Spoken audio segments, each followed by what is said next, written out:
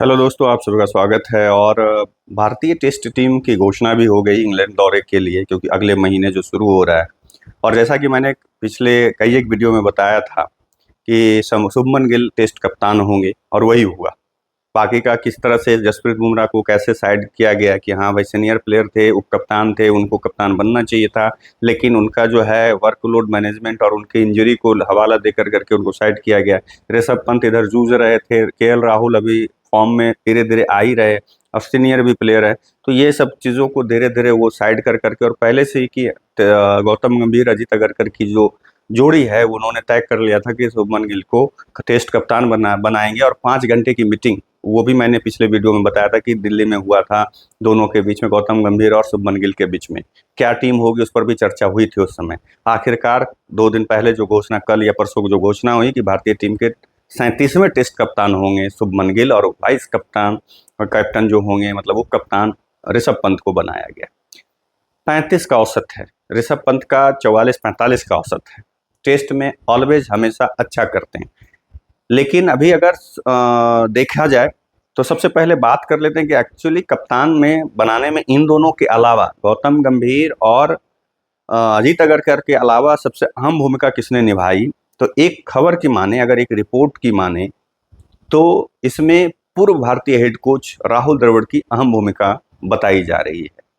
कि जब चर्चा चल रहा था जसप्रीत बुमराह और ऋषभ पंत को लेकर करके, केएल राहुल को लेकर करके, लेकिन उसमें फिट नहीं बैठने की वजह से, तो फिर चयनकर्ता, मुख्य चयनकर्ता और ये सारे लोगों ने, बीसीसीआई के जो लोग थे, वो पूर्व हेड कोच राहुल द्रविड़ से संपर्क किया कि किसे कप्तान बनाया जाए। उसमें उन्होंने सुझाव दिया कि शुभमन गिल बेस्ट ऑप्शन है। और शुभमन गिल जिस तरह से वो कर रहे हैं, ऐसा रिपोर्ट में बताया जा रहा है कि जिस तरीके से मतलब, क्योंकि उनसे इसलिए पूछा गया क्योंकि अंडर 19 में भी जब शुभमन गिल जब से खेल रहे हैं तब से कोच रहे हैं उनके राहुल द्रविड़, तो इस वजह से उन्हें पूछा गया। तो सेलेक्टर से द्रविड़ ने जब बात की तो उन्होंने गिल को शुरू से ही देखा था, इसलिए उनको कॉल किया और सलाह मांगे।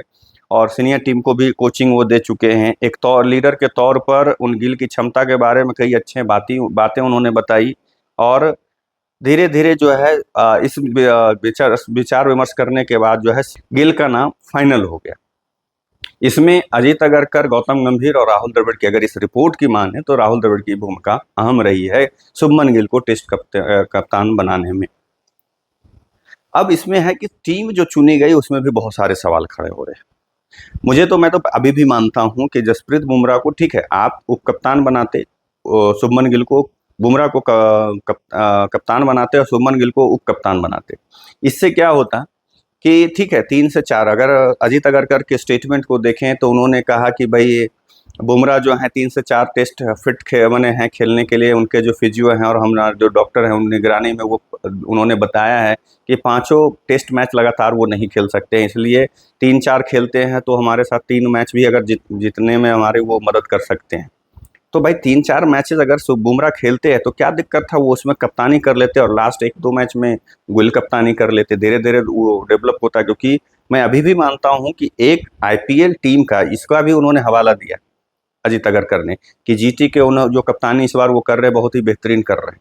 अरे बेहतरीन कर रहे, कप्तानी नहीं, एक्चुअली क्या है कि फॉर्म में सारे खिलाड़ी हैं, गेंदबाज फॉर्म में हैं, सारे लोग फॉर्म में, और मेन कप्तान तो वहाँ बाउंड्री से आशीष नेहरा बैठ के करते रहता है। तो उस हिसाब से आप उसके आधार पे थोड़ी आपको ये कर रहा है। अगर वही आधार है, पैमाना है, तो सबसे बेहतरीन कप्तान के तौर पे देखा जाए तो श्रेयस अय्यर था। क्योंकि श्रेयस अय्यर 3 फ्रेंचाइजी के लिए इकलौता ऐसा कप्तान है जो 3 फ्रेंचाइजीज के लिए कप्तानी की और तीनों फ्रेंचाइजी को प्लेऑफ में पहुंचाया। आप दिल्ली में जब वो दिल्ली के लिए साथ जुड़े, दिल्ली का कप्तानी मिला, तो दिल्ली जहां नीचे रह रही थी, बॉटम में नीचे से मतलब रह रही थी, उसको प्लेऑफ में पहुंचाया। उसके बाद जब कलकत्ता आ गया तो कलकत्ता को 2014 के बाद उन्होंने पिछले साल जो है अपने कप्तानी में आईपीएल चैंपियन बनाया। उसके बाद इस बार जब पंजाब ने, जैसे कोलकाता ने रिलीज कर दिया, पंजाब में जब वो गए तो इस बार फिर देखिए उसको भी उन्होंने प्ले ऑफ में पहुंचाया। तो और परफॉर्मेंस भी उनका भी लाजवाब है, उन्होंने डोमेस्टिक में भी लाजवाब प्रदर्शन किया। तो किस आधार पे श्रेयस अय्यर का ना टीम में होना ना कप्तान, अगर ये मापदंड बता रहे हैं कि जीटी का कप्तानी वो अच्छे कर रहे हैं, खास कर करके ये अजीत अगरकर, तो श्रेयस अय्यर सबसे बेस्ट ऑप्शन थे। लेकिन उन्होंने कहा, क्या कहा कि वो फिट नहीं है हमारे टेस्ट स्कीम में, वो वनडे के लिए मतलब ये अभी फिट मतलब ठीक है, माने शॉर्टर फॉर्मर के लिए, वाइट बॉल के लिए। मतलब मुझे नहीं समझ में आ रहा कि अजीत अगरकर आखिर चाह क्या रहे हैं, गौतम गंभीर आखिर चाह क्या रहे हैं। श्रेयस अय्यर की बहुत ज़्यादा उम्र भी नहीं है, ये नहीं कह सकते कि हाँ केएल राहुल का सिलेक्शन आपने किया, बाकी लोग का सिलेक्शन किया, रविंद्र जडेजा का भी सिलेक्शन हुआ है, 36 साल के वो भी हैं, फिर श्रेयस अय्यर का सिलेक्शन नहीं होना, मोहम्मद शमी का सिलेक्शन नहीं होना। मोहम्मद शमी के बारे में अजीत अगर का कहना है कि वो फिट नहीं है, उनके बारे में पता चला है कि वो 5 मैच मैंने कब तीसरे चौथे मैच से अवेलेबल हो पाएंगे, तो ऐसे में उनका चयन नहीं हमने किया। यानी कि वो ये कह करके लेकर के सारे खिलाड़ियों को जा रहे हैं कि जितने भी हम ले जा रहे हैं ये सारे के सारे फिट हैं और 5 मैच खेल पाएंगे। करुण नायर का सिलेक्शन हुआ, मुझे अच्छा लगा कि उनकी वापसी हुई, क्योंकि वो प्रदर्शन लगातार कर रहे थे। लेकिन अजिंक्य रहाणे का नहीं दिखना, क्योंकि अगर देखा जाए चयन होने का पैमाना कि साई सुदर्शन का सिलेक्शन इसलिए होता है क्योंकि आईपीएल में उन्होंने प्रदर्शन किया, करुण नायर का सिलेक्शन इसलिए होता है क्योंकि डोमेस्टिक में किया प्रदर्शन, रहाणे तो डोमेस्टिक से लेकर करके आईपीएल में प्रदर्शन किया, श्रेयस अय्यर डोमेस्टिक से लेकर करके आईपीएल में प्रदर्शन कर रहे हैं, ये दोनों का चयन नहीं होना ये बड़ा दुखद है। जबकि एक तरफ ये भी अजीत अगरकर कह रहे हैं कि भाई हम अभी जो अनुभवहीन टीम है उसमें करुण नायर का होना इसलिए भी जरूरी है क्योंकि तो डोमेस्टिक उन्होंने अच्छा प्रदर्शन किया है और इंग्लैंड में वो काउंटी खेल चुके हैं, उनको एक्सपीरियंस है, और तो एक एक्सपीरियंस प्लेयर की जरूरत है। तो क्या अजिंक्य रहाणे क्या फिट नहीं है? फिट भी वो बहुत है और वो भी काउंटी खेल चुके हैं, यहाँ डोमेस्टिक अच्छा कर चुके हैं, आईपीएल में अच्छा कर चुके हैं, तो उनकी जगह क्यों नहीं बनाई? तो ये क्लियर कट जवाब देना, जबकि उम्र उनकी भी 35-36 साल ही है, ये नहीं कि 38 साल हो गया, 39 साल हो गया। तो जडेजा के साथ उनका भी चयन होना चाहिए था। फिटनेस मुझे लगता है कि करुण नायर से भी बेहतर है उनका फिटनेस। तो मुझे इन लोगों का विजन समझ में नहीं आया, इन लोगों का कोई ये समझ में नहीं आया। तो अगर देखें तो जहाँ तक है कि अगर टीम की बात कर ले, ऐसे आप लोगों को सबको पता है कि टीम क्या है, फिर भी अगर टीम को हम लोग देख लेते हैं कि जो इंडियन टीम का सिलेक्शन हुआ वो उसमें क्या मुझे जो समझ में आता है कि कहाँ पे मुझे नहीं पसंद आया कि इसमें क्या ये जो टीम चुनी गई किस आधार पे। शुभमन गिल कप्तान है, ऋषभ पंत उप कप्तान है, तो पहले ही बताया, यशस्वी जायसवाल तो मैंने लाजमी था, केएल राहुल ये भी लाजमी था कि हाँ ये होना है। साई सुदर्शन के बारे में तो सारे लोग बोल रहे थे, पूर्व भारतीय हेड कोच रवि शास्त्री का, कि उनको मौका देना चाहिए। सभी लोग बोल रहे थे कि टेस्ट प्लेयर है, उसका टेक्निक टेस्ट प्लेयर बिल्कुल टेक्निक वगैरह बहुत बेहतरीन है, मौका मिलना चाहिए, अभी यंग है। अभिमन्यु ईश्वरन एक मतलब 30 साल उम्र उनकी भी हो गई, बेचारे इंतजार में रह गए, अच्छा डोमेस्टिक में प्रदर्शन करते करते अब जा करके हुआ, पता नहीं उनको अंतिम 11 में मौका मिलेगा या नहीं। करुण नायर, नीतीश रेड्डी ऑस्ट्रेलिया दौरे पर अच्छा किया, रविंद्र जडेजा वो एक फर्स्ट में क्योंकि अश्विन नहीं अब हैं, ध्रुव जुरैल अच्छे विकेट कीपर है, अभी आईपीएल में भी प्रदर्शन अच्छा किया और उनका मतलब वो अच्छे हैं। वाशिंगटन सुंदर, मैं ऑलवेज मानता हूँ कि वाशिंगटन सुंदर को टीम में होना चाहिए, टेस्ट हो या वनडे हो या टी20, वो प्लेयर एक ऐसा है बेचारा कि मतलब उसको कम लोग आंकते हैं, बट अच्छा प्लेयर है, वो सभी फॉर्मेट खेल सकता है प्लेयर।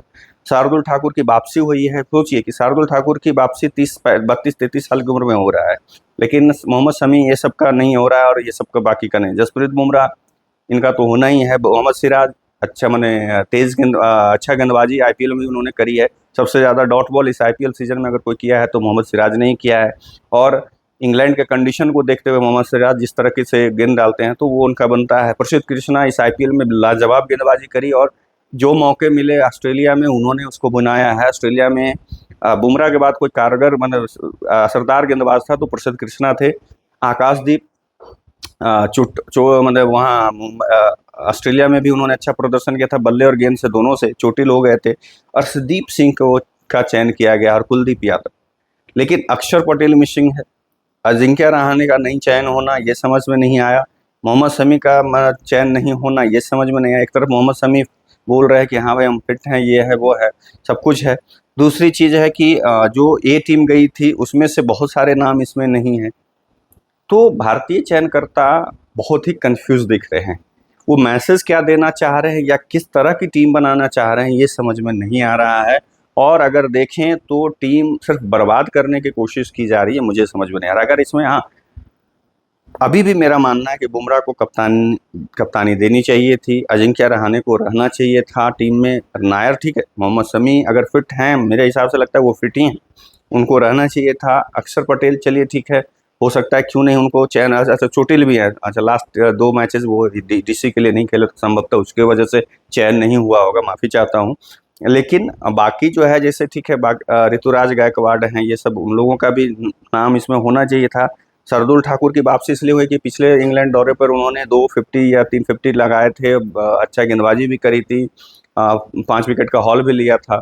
तो अने एक तरह से देखें तो टीम ठीक है, बट मुझे लगता है कि कुछ ना कुछ चयन में और बेहतर हो सकता था।